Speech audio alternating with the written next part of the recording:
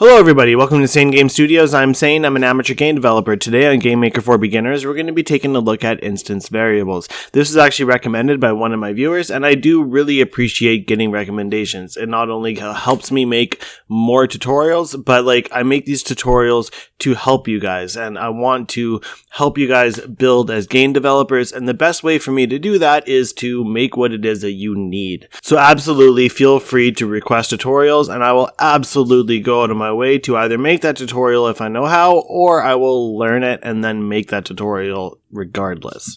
So what is an instance variable? This is Gamemaker's term for the built-in variables that exist inside of objects. So if I make an object, so right click, create, down to object, I'm just going to add an event, the step event, and I'm going to open up this code editor. So there's lots of ways that we can create variables, and for the most part, you're just going to be creating your own. You'll just be like, my variable equals, let's say, 0. And this is a completely valid way to create a variable. However, Gamemaker does have a handful of variables that are built into the engines. These include things like application surface, which is going to be the ID for the surface that is your game. And the main difference with these variables is when you make a variable yourself, it's going to be highlighted in blue. Unless you make a local variable, that's going to be highlighted in yellow. But going with the default coding color scheme, your variables are highlighted in blue. However, the built-in instance variables are going to be highlighted in green. And I can show you by typing the word speed. As you can see, it is green. And that is because it is a variable that exists for every single instance, and it exists inside a GameMaker, and GameMaker is the one that actually creates these variables. And these variables, generally speaking, perform one of three functions. Either function 1, they are going to be built-in variables that will just help you do day-to-day normal things that instances are going to do, and GameMaker has added these variables to be built into the instance so that it is easier for the beginner developer to be able to jump in and get something happening inside of their project. These are going to be variables like h-speed, v-speed, direction, speed, things like this that normally what I do is I do handle all these things with my own variables and handle them separately, but they are essentially there to just be guides to help the beginner. The next instance variables are going to be the ones that actually help you do something that would be difficult to do without them. These are things like x and y and x previous. Right? These are things that are going to be difficult to manipulate without these variables. Also things like, image speed or image alpha, right? They are difficult to do without them. Absolutely doable without these variables, but these variables are going to make it much simpler. And the last type of variables are ones that you can't even update, but they provide information. And these are what we call read-only variables. So they have a fixed value that exists inside of the instance, and you are at any point in time completely unable to change their value.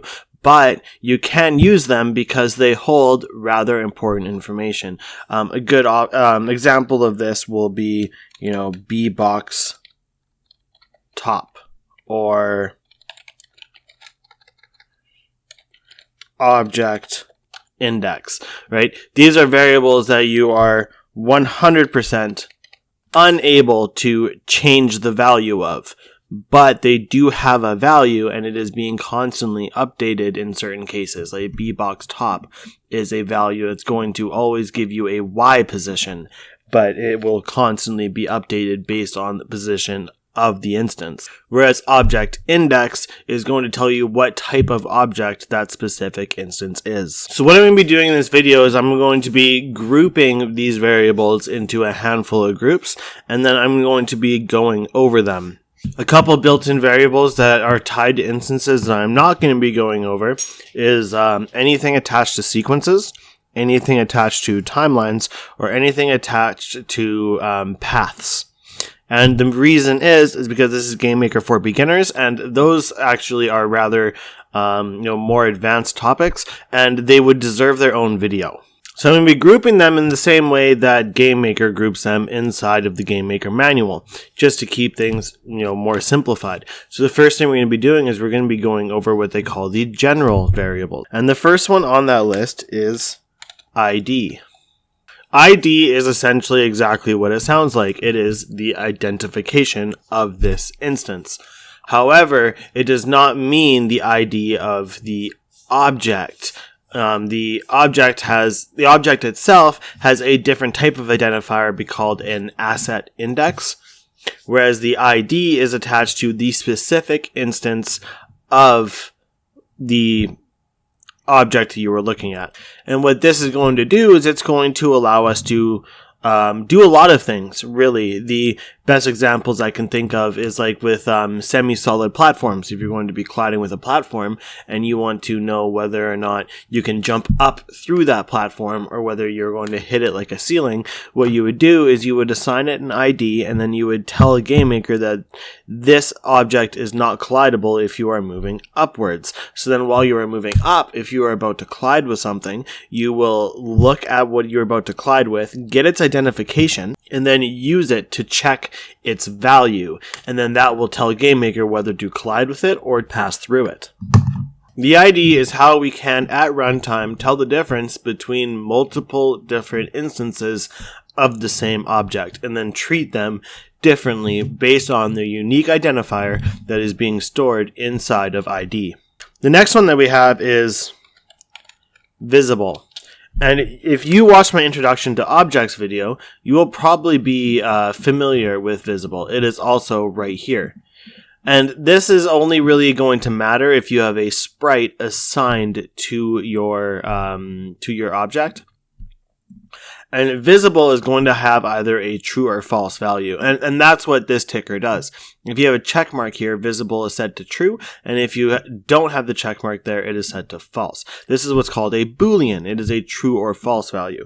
So by setting my value to true, I am going to be drawing that instance as long as it has a sprite. And by drawing that instance, by actually putting its sprite in the world, I am also giving it a collision mask and I am making it an existing entity inside of the world. Whereas if I set this to false, this object will still exist. It will just not physically exist. It is not going to have a sprite being drawn to the world, and because it doesn't have a sprite being drawn to the world, it will not have a collision mask. Therefore, it will not be able to be interacted with directly. However, if visible is flagged as false, it will still run its code. So you can use this for certain objects, like if you want to attach a sprite to your camera so that you can see in the game world where your camera is, but then you don't want your camera to be visible when when it comes time to actually release your game. You can just assign it a sprite, make sure visible is true, and then you'll have the camera there, in the screen showing you where exactly the camera is at all times. And then when you want it to be gone, you just go into the code, you change visible to false, and it will be gone. It is just going to tell GameMaker whether or not you wish to draw that object. The next one is solid, and this is very similar to visible. It will have either a true or a false value. And as far as I know, solid is more used for drag and drop. It's not something that I've really seen in any tutorial or in any project being used through code.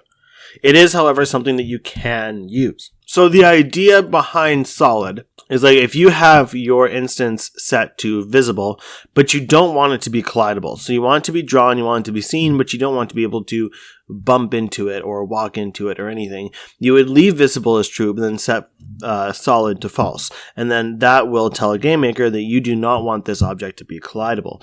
Again, this is more something that's used in drag and drop, which is also commonly referred to as GML visual.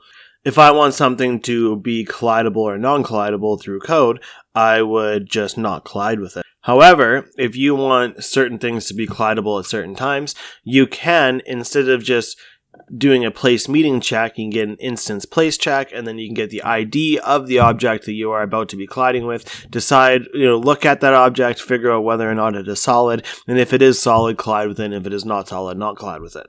That is, a bit more complicated than what I have going for this video.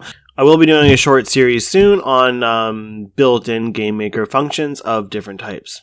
The next one is very important. It is persistent. So what persistent does is, first of all, it is again a Boolean. You set it to either true or false.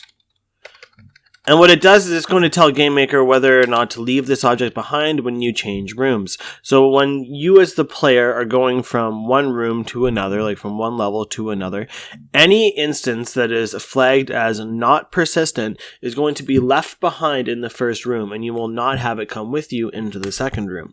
However, if an object is marked as persistent, it will not only follow you into the next room, but it will also maintain any values you are currently storing inside of its variables. This makes it persistent, essentially. 9 times out of 10, you are not going to be updating an object's persistence through code at runtime. There are certain cases where you would, but for the most part, you are going to be deciding whether or not an object is persistent when you first create it. For example, if you have a game object that's going to be doing overall game management, you would mark that as persistent. You have a camera object that is going to manage all of your viewports and all of your cameras to make sure that everything is working properly there. You are going to mark that as persistent. There's no need to create a new camera every time you enter a room. Your player object will also be likely marked as persistent. A good example for a reason why you might flag something as persistent or turn persistent on and off at runtime is, let's say you're making a Zelda-like game. This is something that I'm currently working on building, and this is actually a feature that I have in the game.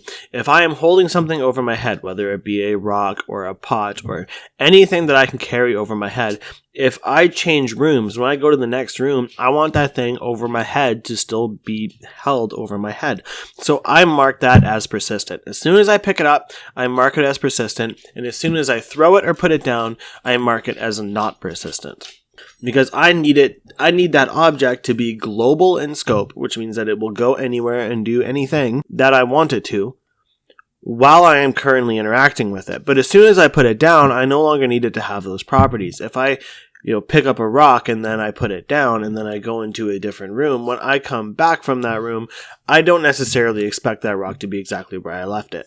There are a lot of things that you can mark as persistent. Here you can do room set persistent, where you can take an actual room in your game and you can mark that as persistent. And this is how I would get that rock to still be there when I go to a room and then come back. I would mark that room as persistent. I'm not going to mark every room as persistent. I will maybe have 5 rooms in my history that I mark as persistent. And every time that I enter a new room, it becomes the 6th room. I'm going to add that to my array of rooms that are persistent. And then I'm going to take the last entry and I'm going to mark it as non-persistent, and then I'm going to remove it.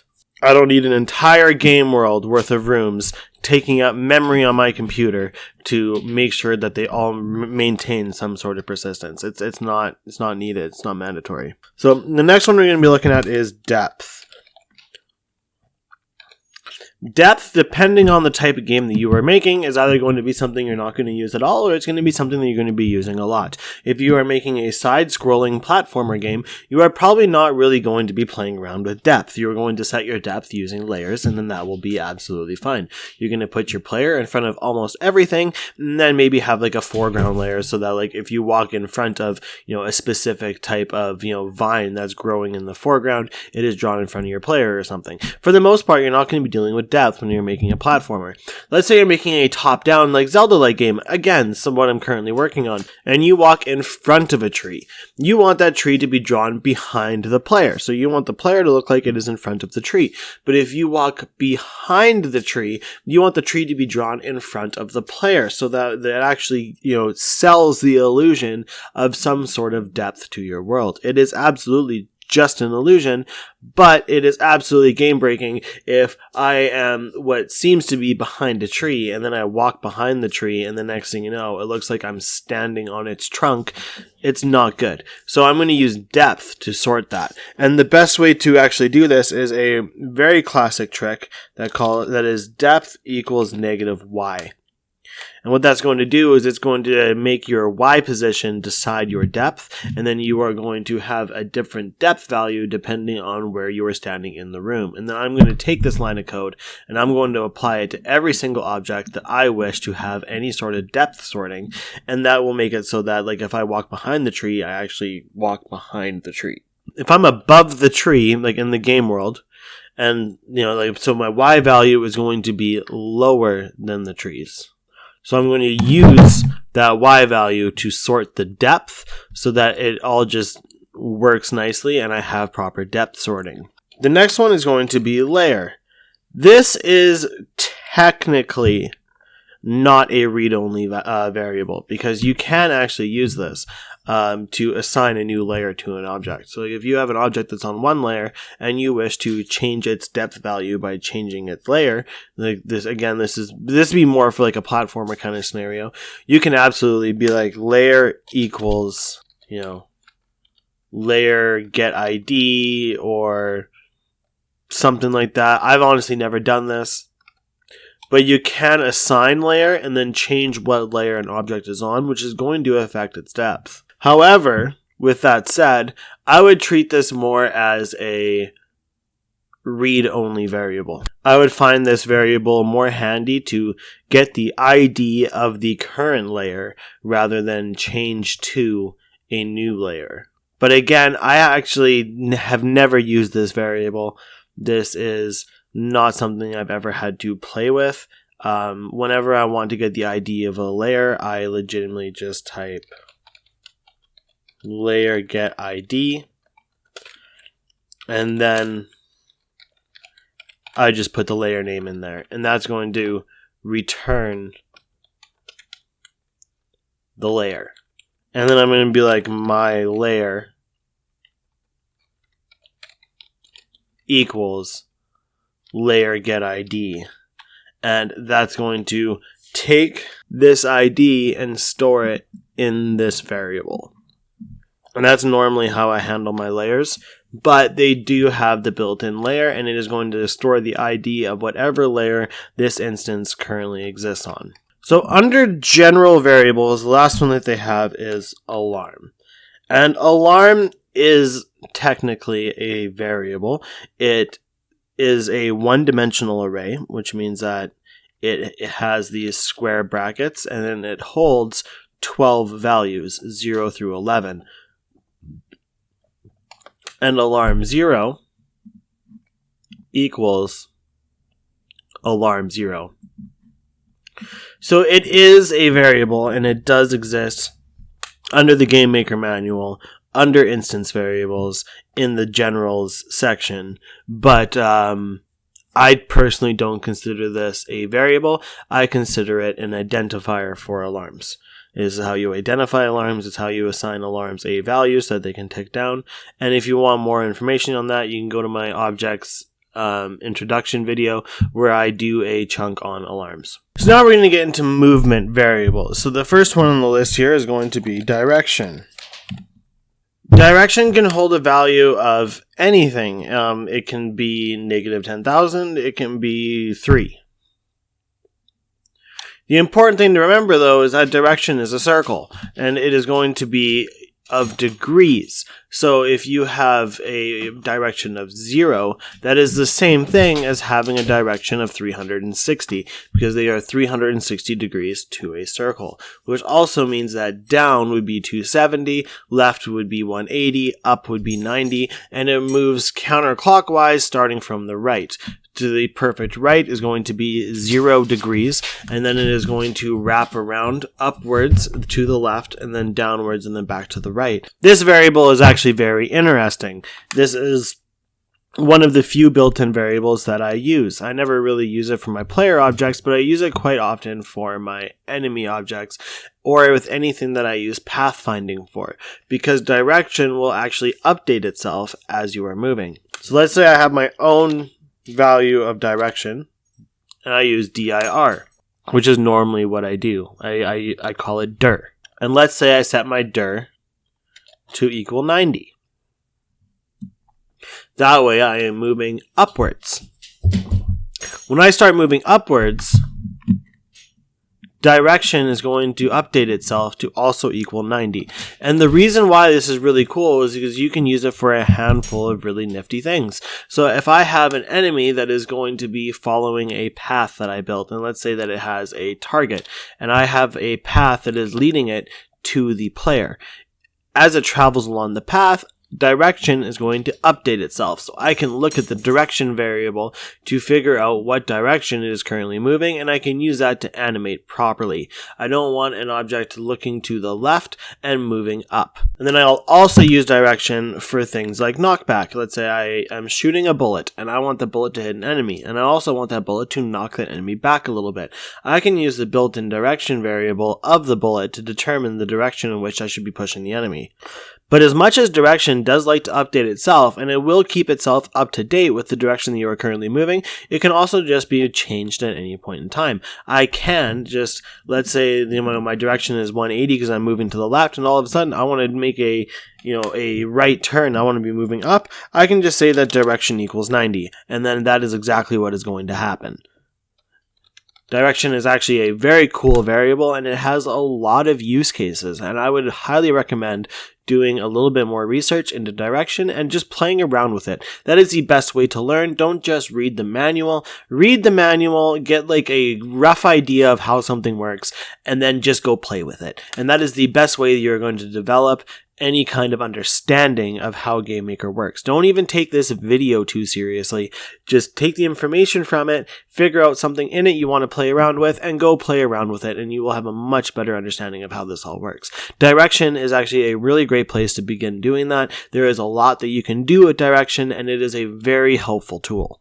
I honestly cannot say much about the next one, which is friction. Friction does have use cases. Let's say the player is holding down the right arrow key and they are moving to the right, and then all of a sudden they release the right arrow key. With all of the ways that I have taught movement in all of my tutorials, as soon as you release that key, the player character is going to stop dead in his tracks, which is, in my opinion, perfectly fine for most projects. Not all projects. Like if I'm driving a car and I'm telling it to go to the right and I release the right key, essentially that should be letting off the gas, and I should not just come to a dead stop. I should instead start coasting into a stop, and that's where things like friction come into play, where I can set a friction variable and it will slow it down by that amount every single frame. So quickly, I'm going to be using a variable I haven't talked about yet, but I'm going to say if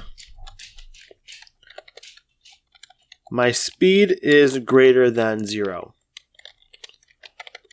This means that my speed is greater than 0 and I want to be slowing down. I can say that friction equals 0.2, and it is going to slow my speed down by a value of 0.2 every single frame. So if my speed is 5, in my next frame it is going to be 4.8, and then 4.6, and then 4.4, and then 4.2. And then in the course of 25 frames, my speed will then equal 0, which is where an else statement comes in. So I can be like, else friction equals 0. And that is essentially how friction works, but I'm going to add in the fact that that is how friction works in theory, because I've never actually used friction. I have used frictional movement, and by using frictional movement, I mean that I have used systems where I accelerate and then I deaccelerate. But I don't use the built-in friction variable for that. I do that myself using other functions that I have built in and built myself that just handle this in what I would say is a more understandable way for me. I'm not going to say it is a better way, but when I build the process for something, I understand how it works. And then if it is not working exactly how I want it to, I understand how it works so I can change how it works to work how I want it to. You know what I mean? I can say the same thing about the next one. Gravity. So gravity is exactly what it sounds like. If you're up in the air and you want to be falling, you can use gravity to apply gravity. So if you were to have seen my previous videos on like platform movement, you would know that I have a variable that I call grav. And the reason why I call it grav is because I don't want to call it gravity. I wish I could call it gravity, but gravity is a built-in variable, so therefore I have to call it grav. And to cause myself to fall, what I'm going to do is every single frame, I'm going to add gravity to my vertical speed.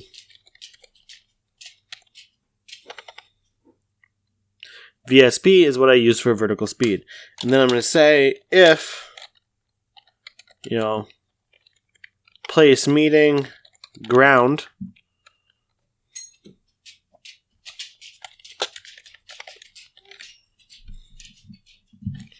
when we go x, y plus VSP ground, I'm going to set my VSP to equal 0. And then I am going to update my y position to add my vertical speed to it. So what this is going to do is it's constantly going to be adding gravity to my vertical speed, which means that I will either be slowing down, moving upwards, or I will be accelerating, moving downwards. And then, if I hit the ground, I set my vertical speed to 0, and then I use my vertical speed to update my y position. So what that's going to do is it's going to have my vertical speed, have me go upwards. As I go upwards, I slow down, and then once I hit the top, I'll stop moving, and then I will start accelerating downwards, and then once I hit the ground, my vertical speed will be hard-coded to 0, which means I will not move at all, and this is going to give me the ability to jump, fall, and land. This whole process here can, realistically, be replaced with gravity, and it will do the exact same thing. I personally try to avoid built-in variables if I can, but sometimes they do make a lot of sense to use. But that is essentially what gravity does. And in my opinion, the biggest reason why I'm going to avoid using the gravity variable is because of this next variable, which is gravity direction. And again, it sounds like exactly what it sounds like. So you have two variables here, essentially. You have gravity, but the gravity here is not going to be the same thing as the gravity here.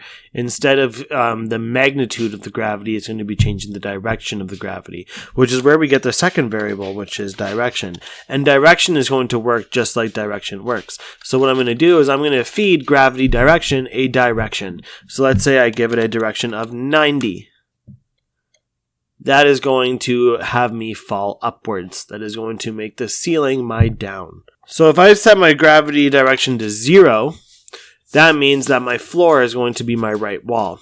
If I set it to 90, that means that the floor is going to be my ceiling. I'm going to be falling upwards. If I set it to 180, the floor is going to be the left wall. And if I set it to 270, the floor is going to be down. So gravity direction set to 270 is what is going to be what you want 99% of the time. But there are certain games out there, like if you have played like Gravity Storm or something, that actually do flip the gravity. This would be a good way to do that. I don't know if that's how the developer did it. I know that if I were to build that system, that's not how I would have done it, but that is a way that it could be done. So next we have our speed variables, and there's h speed, v speed, and speed. So what are these? So h speed stands for horizontal speed, and it is how quickly you can be moving in the x-axis. And if you've watched my other videos on how to do platformer movement, you will see that I use HSP to do the exact same as v speed. And then I will use VSP to do the same thing as V speed, which is the exact same thing as H speed. The only difference is it's the y-axis. So I would use V speed or VSP to calculate my jumping or moving up or down, and then I would use HSP or H speed to calculate moving side to side. And then speed, generally speaking, is kind of both of them put together. I don't really use this. You can give it a value and then use it to move in a direction. That's where functions like move and collide come into place. Speed is a difficult variable, and there's one very specific reason why I don't like to use it, and that is because it is a dynamic variable, essentially. So what it's going to do is it is going to, let's say I have a positive value, it is going to move in the direction that I want it to move. And if I give it a negative value, then it's going to move opposite of that direction. And then if I want to not move at all, speed's going to have a value of 0. And the reason why I don't like this is because when I think of speed, I don't think of it as how quickly in what direction am I moving.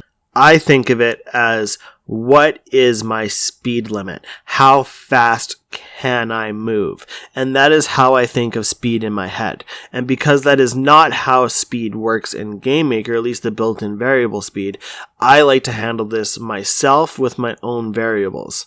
But speed is essentially the same thing as h speed and v speed. The only difference is that speed does not have a specific axis tied to it. It doesn't move horizontally or vertically. It can move diagonally, it can move horizontally, it can move vertically, it can move in any direction. And that is why I have written the direction variable there. I feel like a lot of this video is me explaining why I don't use these variables, and there's nothing wrong with using these variables. They're just not how I like to code. And if they are how you like to code, then as long as you get what it is you want to do, then the way that you are coding is fine. I feel like I need to emphasize that sometimes. You don't need to code like me. I am trying to teach you guys how I code so that you have all the information that you need to learn how you code. But as long as the way that you are coding is giving you the desired results without causing a whole bunch of lag issues, then you are coding just fine. So the next variables, we have a decent group of them. They are the position variables. So you have x start, x previous, and x. You also have y start, y previous, and y. So what are these? So your x start and your y start are going to be the position of the object when it is created. And they are going to be given a value upon creation. So wherever you place them in the room editor, that is going to be its x start and y start values. And these are really good because, like, if you have an enemy that is going to be chasing your player and then you want to be able to break the line of sight and have the enemy return to where it began, you would use the x start and y start variables to achieve this. They are very multi-use though, because you can at any point in time change their value. You can say x start equals x, and that is going to take your current position on the x-axis and store it in the x start position, and is going to reset that variable, which is also really handy. So let's say you have that same position, you have an enemy chasing a player, and then the player breaks the line of sight and the enemy wants to return to where it was, but for some reason it is unable to return. So if that is the case, you can reset your x start and your y start position. And the reason why you would want to do that is a lot of the time enemies don't just stand in one spot and wait to be interacted with. They have a little bit of a wander to them. You want them to wander a little bit over here and wander a little bit over there, but you don't want them to wander too far. So what you would do is you would use the x start and y start variables to set an anchor position and say this is, your center point, and you can move in any direction away from that center point, but only go this far. And that's going to give your enemies the ability to wander a little bit. And x start and y start are a great way to do this. So x previous and y previous, they are what they sound like. If you are moving every single frame, you're going to be updating the X and Y position. But what's going to happen is at the end of that frame and before the step event of the next frame, Gamemaker is going to take your current X and Y position and it is going to store it in X previous and Y previous. And then it is going to run all of the code and then you're going to move. But wherever you were standing in the previous frame is going to be stored in those two variables. There's really only a handful of things that I can think of that you would use this for personally. I've seen platform games where you can fall off an edge into a bottomless pit and you die, and you don't want just a game over screen, you want the player to reappear up on the ledge. You can, at any point in time, take the X and Y position And let's say I'll create an alarm for 10 frames. And every 10 frames, I'm going to store X previous and Y previous, let's say into the X start and Y start variables. And then if I fall off the edge, I'm going to take the X start and Y start variables and I'm going to reset the player to that position so that when they fall off the edge, they are going to be teleported back up to the ledge before they fell. And it is honestly a pretty handy way to handle things like that. And it is something that I have done with those variables, but for the most part, I haven't used X previous and Y previous. The X and Y variables are, again, I think fairly self-explanatory. The X position is going to be the horizontal axis inside of your game world, and the Y position is going to be the Y axis in the game world, and the current X and Y is going to be where you are standing. And you can update those to give the appearance that you are moving. You can store those in different variables to save a certain point in which you want to save, but they are for the most part how you're going to handle movement. And that is 99% of the time what you're going to be using X and Y for. Now we're going to be getting into the sprite variables and the drawing variables. So there's a few of them here, the most important one being sprite index. But there is also sprite height,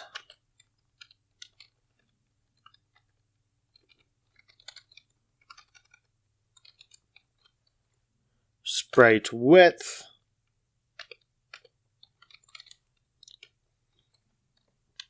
sprite X offset,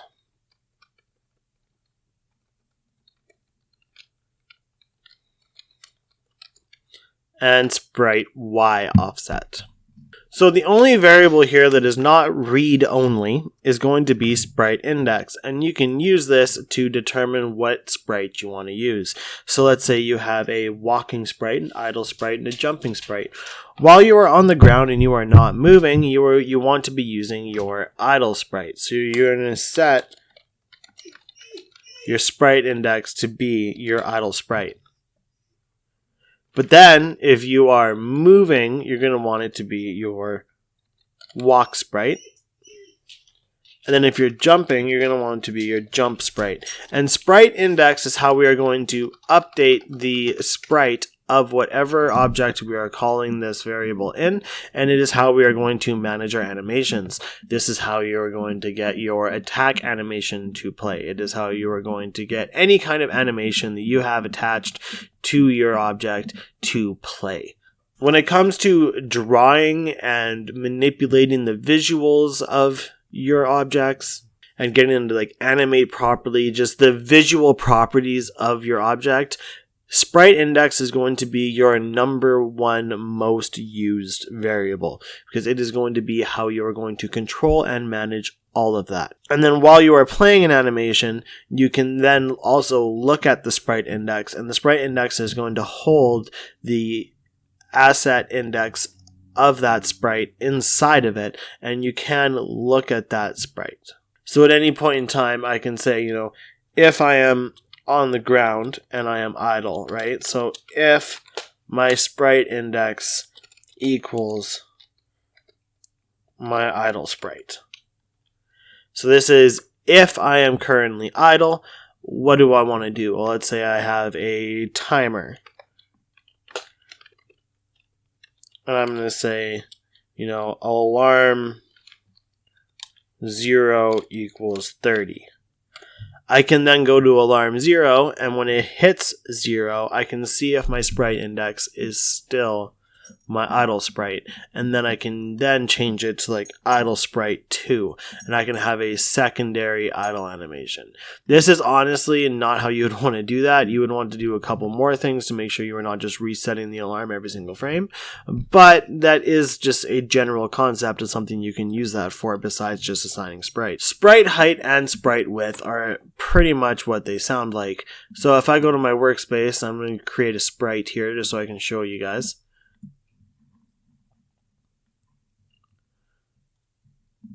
And just for sake, I am going to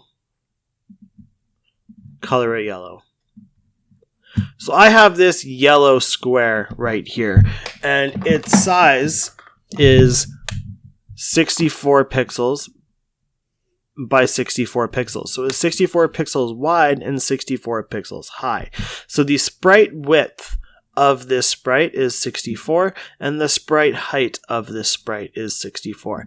But then if I want to change that, so let's say I wanted to make the height, 80. As you can see, I now have a very different shape of the sprite. And the main thing that's changed is now my sprite height is now 80. My sprite width is now 64. There are a handful of things that you can use these for.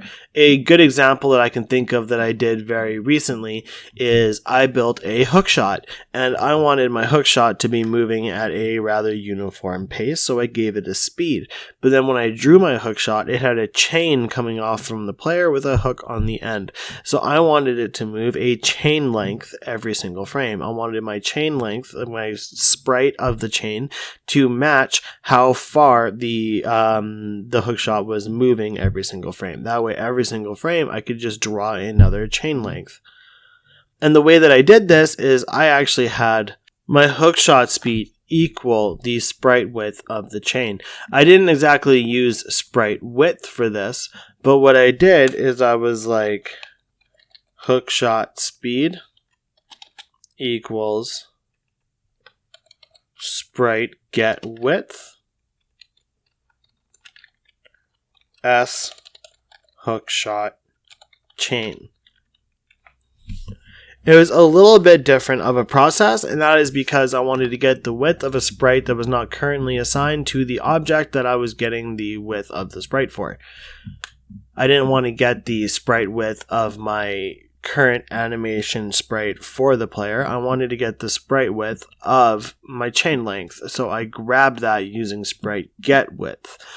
But it does the exact same thing. Sprite width is going to give you a value of how wide your currently assigned sprite index is. And then same thing with height, but instead of width, it's going to be the height of the sprite. So sprite offsets, so the X and Y offset, they are again read-only variables. You cannot actually change the values of these variables, but what exactly are they? So let's say I were to take my my origin, which is going to be this little target right here, the origin of the sprite. The X and Y offset are going to be the distance from the left side of the sprite to its origin, and then the top of the sprite to its origin. And you will actually get these values right here. So on this sprite, my X offset is going to be 32, and my Y offset is going to be 40. And it is going to tell me how much sprite is going to exist outside of my origin, and where is my origin in relation to my sprite. I have honestly never had a reason to use these, but there are cases in which you would. So let's say you had a gun sprite and you wanted to fire the bullet from the gun from the tip of the gun. What you could do is you could set the gun to be, let's say it's a 64 by 64, and you wanted the sprite to be in the center with the tip on one end and the butt of the gun on the other end.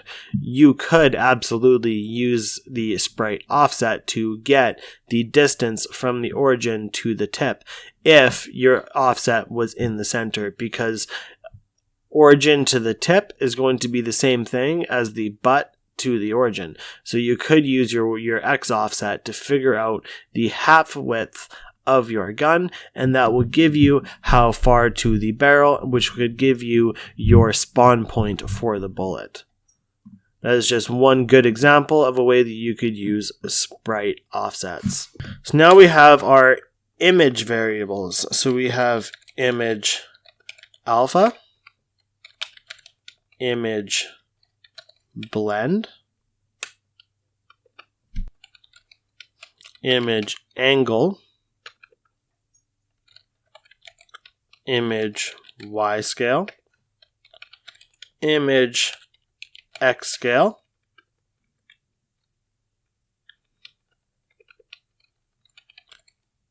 image number, image speed, image index, and image speed. So what are all of these? So image alpha, if you are familiar with what alpha means, it is essentially how transparent your sprite is. And the way it works is that 1 equals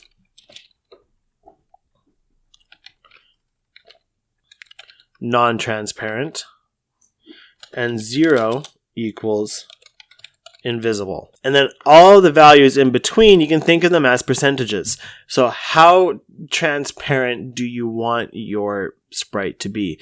Do you want it to be 50% transparent so you can still see the sprite, but you can also see whatever is behind the sprite?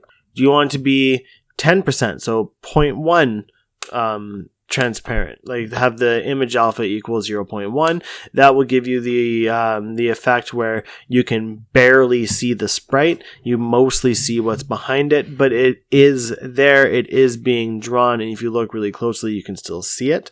There are a lot of things that I use image alpha for. A good example being transition fades. I'm going to use alpha for that, where I'm going to be drawing a big black square all across the screen, and I'm going to set its alpha to 0 so you don't see it, and then I'm going to increase its value by like 0.01 every single frame until it hits 1, and then when it hits 1, I'm going to use that black screen to change to a new level, and then once I have changed to that new level, changed to that new room, I am going to bring my image alpha back down to 0, and then once it is 0, I'm going to stop drawing that square, and that is going to give me a fade in and fade out kind of transition. It is also good where, like, if you have an enemy and you kill the enemy and you want the enemy to slowly disappear after a given time, once the enemy is dead, you would start a timer, let's say for 120 frames, so give you 2 seconds. After those 2 seconds have transpired, you're going to drop the image alpha by 0.2, which is going to give you by 0.02, which is going to cause the sprite to disappear and fade out of existence, and it is going to make it so that you can no longer see it, and then once you don't see it, you just destroy the instance. You no longer need it. It's another good example of a way that you could use image alpha, but essentially it is how transparent do you want your image alpha to be. So image blend is a little bit different. And there actually is a really good way that I can show you guys how to do this. So I'm going to create a new frame here. And actually what I'm going to do is I am going to grab this entire sprite and I'm going to copy it. So now that it's copied, I have the sprite here. And as you can see, it is yellow. So let's say I want it to be baby blue. I'm going to take the baby blue color here. I'm going to bring it in. But it's green, because what I've done is I have not changed the color of the sprite. I have added a blend to it. I haven't taken that yellow and turned it into blue. I have taken that yellow and I have added blue to it, which has left me with green. And that is exactly what image blend is going to do. You are going to feed it a color. Let's say I were to feed it, let's feed it the same color. So I'm going to go C teal. This is a constant, and this constant stores the value of a color. So I'm going to add this color to my current image. It is not going to change its color to teal. It is going to add teal to all of its colors. This can be both great and absolutely terrible. Let's say you want your image to, or your sprite to flash red when you attack it. So you use image blend and you add red. You are not going to get the effect that you want. It might be the effect that you want, but it is not going to just flash solid red. It is instead going to add a red tint to every single color on that sprite.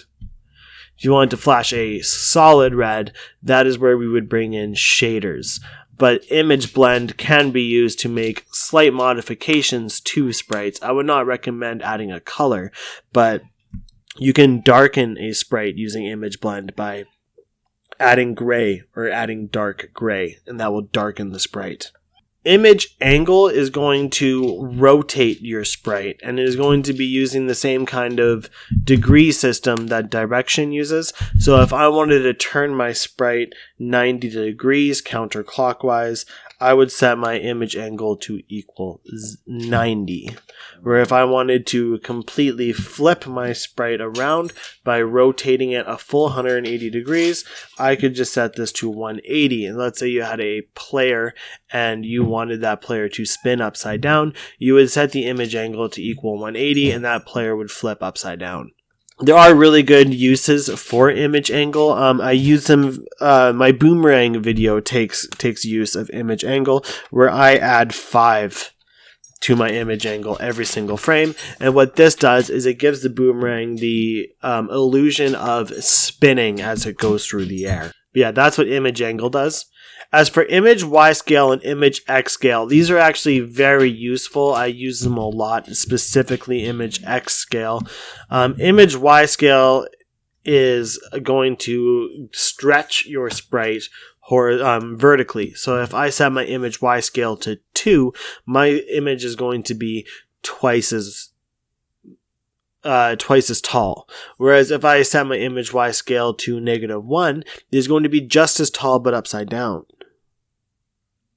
And the same thing can be said for the image X scale, except for it's going to be on the horizontal axis. So if I set my image X scale to 2, I am going to have a sprite that's twice as wide. And then if I set my image X scale to -1, it is going to flip it horizontally. And this is something that I do quite a bit. I'm going to use my horizontal speed to figure out whether I'm moving to the left or to the right. And then I'm going to be using my image X scale, looking at my horizontal speed. And I'm going to be using the image X scale to flip the sprite so that it looks to the left when he's moving left and it looks to the right when he's moving right. Image number is going to be the total amount of frames that exist inside of your animation. So if I were to take my sprite here, it's got 2 frames. It's got the yellow frame and the green frame, which means that my image number is going to equal 2. I have 2 total frames inside of this animation, and so therefore my image number is going to equal 2. It is legitimately just the total amount of frames that are going to exist inside of your animation. Image index is going to be rather related. It is going to be the specific frame inside of the animation that you currently are on. So like if I were to play this sprite, I'm going to make its frames per second be like 3. And I'm going to hit play. And as you see, it's just going to go back and forth between the two. So as this is animating, when I am on the yellow frame, my image index is going to be 0 because I'm on frame 0. And when I'm on the green frame, my image index is going to be 1 because I'm on the second frame, which is frame 1, because it starts at 0 and then counts up. So what is a good way to use this? I'm very glad you asked, because this is actually one of my favorite ways to handle animation end. So when I do animation end, I'm actually going to create a function, and I'm going to call it animation end. And then in that function, I am going to say if my current image index is greater than or equal to my image number minus 1, I am going to return true. Else, I'm going to return false. And then if I want to see whether or not my animation is ended, I can just go if animation end. So what is going on here? Okay, so I've created a function and I've called it animation end, and then I am looking at my current image index, which again, like I said earlier, is going to have a value of either 0 or 1 on my current animation, because I only have 2 frames. The first frame is frame 0 and the second frame is frame 1. My image number is the total amount of frames in that animation. So my image number equals 2.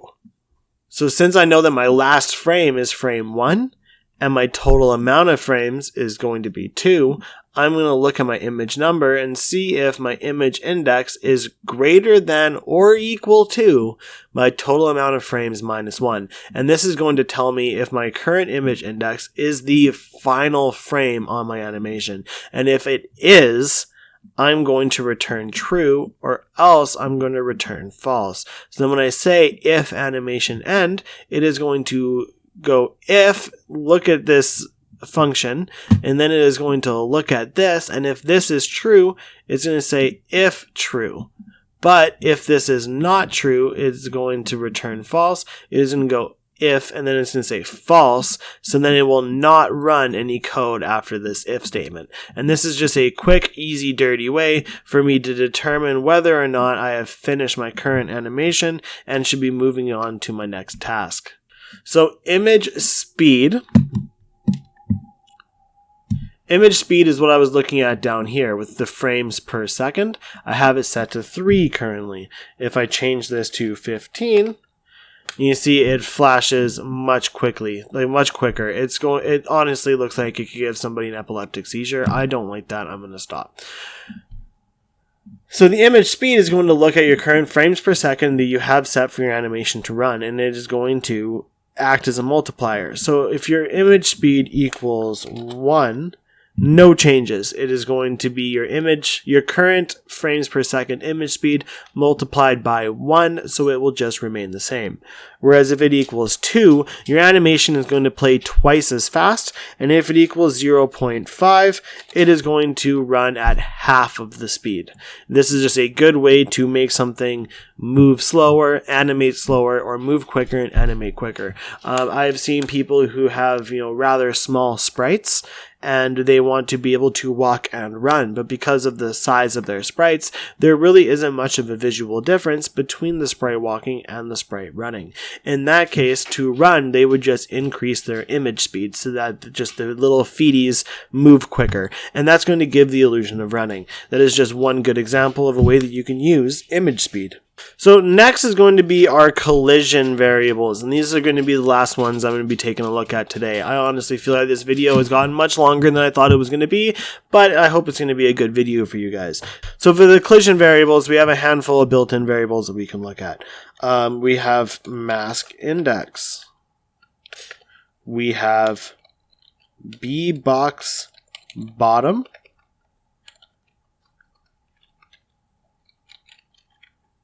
B-box top,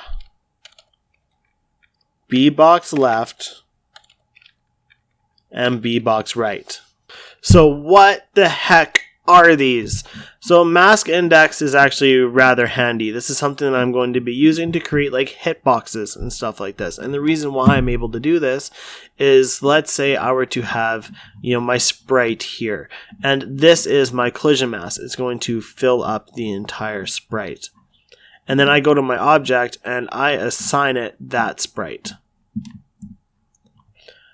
So my object now has that sprite, and the collision mask is set to same as sprite.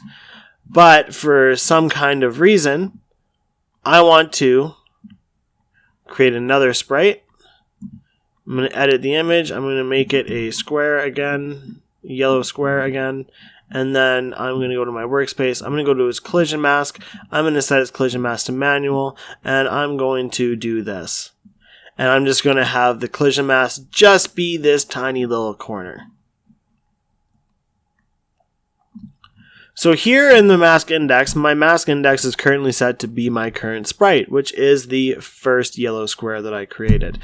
Actually, just to make this a little bit simpler, I'm going to go into sprite 2 and I'm going to make this a purple pinky square.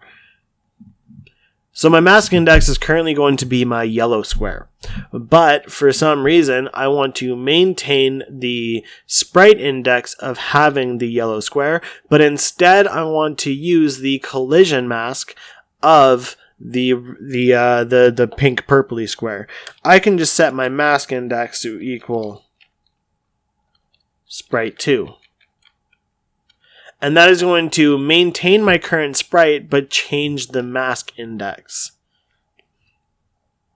and is going to give me the collision mask of Sprite 2 while still giving me the visual appearance of Sprite 1. And there are really handy ways that you can use this. The way that I normally use it is using hitboxes. So what I'm going to do is for my hitboxes, I'm going to assign my player the attacking sprite. And then what I'm going to do is I'm going to create a copy of that attacking sprite. And then I'm going to create a secondary layer in my copy of that attacking sprite. And I'm going to be drawing big boxes over where I consider the attack to have landed. And then I am going to set the actual image of the player attacking to be invisible by hiding that layer. And then I'm going to be left with just these big squares of where I consider my attack to be landing. And then I'm going to set my mask index to be those squares. And that is going to give me my hitboxes. And then I'm going to change my mask index to be my hitboxes. I'm going to check for all of my hits. And then I'm going to change my mask index again to be back to my collision mask so that collisions will work like normal again. And that is honestly the best way that I can think of to use mask index. There's going to be countless creative, weird ways to use this. And feel free to experiment and have some fun with it. So next we have these B-Box, and I personally don't like the fact that they use B-Box, because B-Box stands for bounding box. But then in the sprite editor, they call it a collision mask. But that is what your B-Box is. Your collision mask and your bounding box are the same thing. So B-Box stands for bounding box, which is your collision mask. So your B-Box top is just going to be the top edge of your collision mask. And this is a good way that you can check if you are jumping and hitting something. You play those old school Mario games, like the 2D side-scrolling ones, and he jumps up and he puts his fist in the air and he hits the bottom of a power block and then a mushroom comes out of it. You would use your B-Box top to determine whether or not you are hitting that. Again, Mario example, you're falling downwards and you land on an enemy. You can use your B-Box bottom, so the bottom edge of your B-Box, to figure out whether or not you are hitting an enemy just on the bottom box. If you hit an enemy from the side, you want it to hurt you, which is another good example of how you can use B-Box left and B-Box right. But essentially, all that these functions do is they take your overall collision mask and they slice the edges off and they look at just the edges of the collision mask. Again, there are countless creative ways that you can use these functions. I've used them for grabbing ledges and climbing up on ledges. Is a great example of one way that I've used B-Boxes. But like I said, this is the last of what I wanted to cover in today's video. So I'm going to thank you very much for watching. I'm going to thank my subscriber for suggesting this. I can't remember his name off the top of my head. I remember his real name because we've been emailing, but I don't remember his name on YouTube. So I'm going to look for that while I'm editing this, and I'm going to put it on the screen right now. So yes, thank you very much to this gentleman for giving me the idea of something to add to my Gamemaker for Beginners tutorial. I am working on trying to appeal my tutorials to a broader audience, trying to get people to have a good launching point into where to begin learning on how to start using Gamemaker for the first time. And this gentleman has been really helpful in doing that because that is the exact position that he is in, and he is in it. He has a lot of questions, and these are questions I haven't had in a long time, so I am rather detached from them. So if you guys have anything else that you would like to see on my Gamemaker for Beginners tutorial series, please let me know. I will absolutely make a video to help you. I'm going to be making some more videos that are coming up really quick. We're going to be making ones where we're going to be diving into a couple different built-in functions as well as how to build your own functions. I'm going to be doing a video on collision functions. I'm going to be doing a video on movement functions. And I'm really looking forward to bringing some really broad knowledge to what I hope to be an aspiring group of people just coming into Gamemaker who want to be able to make great projects and have the tools to make those. And that is really what I want to do with this channel, is give you guys the tools that you need to achieve things in your games that otherwise you would be lost on how to do. So with that said, I'm going to thank you guys very much for watching another really long Gamemaker for Beginners video. If you haven't already, I would really appreciate it if you would like or even consider subscribing to my channel. I have videos coming out regularly. I try to aim for weekly releases on videos. And I have a lot of exciting tutorial ideas coming up for you guys. So again, thank you very much for watching. I hope you guys are having a good one. I'll see you in my next video. Peace out.